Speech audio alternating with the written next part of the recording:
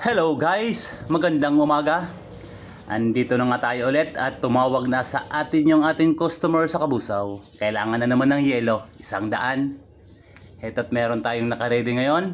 Hindi nga lang puno, pero aabot naman ng 100 yan. Unang freezer, pangalawa, ayan. Prepare lang natin to at ating dadalhin to sa Kabusaw. Ngayon at on the way na tayo ron. Medyo matagal-tagal nga lang ang biyahe, mga 15-20 minutes, depende sa takbo. Ako yung driver ngayon. Meron tayong tagahawak ng mga yelo natin at baka matapon ulit. Malalaki yan guys, 1.5 kilos bawat isa. Jumbo na yelo. Kung kailangan nyo, magsabi lang kayo ng mas maaga-aga, message lang or tawag kayo dun sa page, sa Facebook ni Kati Birin. Marami sila niyan. Ako taga-deliver lang naman tayo dito. Ayun na nga at dito medyo mag-i-enjoy ka rin naman kahit medyo malayo.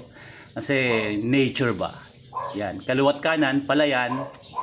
Sa una-unahan yan, sa may barangay Kamagong, meron tayo doong mga nagtatanim ng pechay, sitaw, okra, yan, sa tabi ng kalsada. Kaya magandang magbiyahe ng maaga rito. Minsan may mga nagjo-jogging. Ito na yung barangay Kamagong. Medyo malapit na tayo. Kung gusto niyo nga pala ng mga gamit sa motor, yung mga accessories ba? Meron sa unahan ito ng barangay Kamagong, boundary ng barangay Poblasyon, Kabusaw. Mamili lang kayo, dalaw kayo doon. Ayan. Sa unahan ng papunta ng barangay Barceloneta, nandito yan sa bandang kanan. Diyan yung makikita ang burautan. Yan.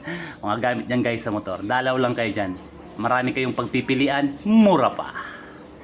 Dito naman tayo. Pag lumiko ka ng bandang kanan, bago dumating ng Sentro Poblasyon, bagong terminal.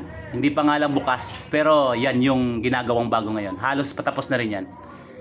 Antay na lang ng opening. Ayan. Dito na tayo ngayon. Yun daming huli.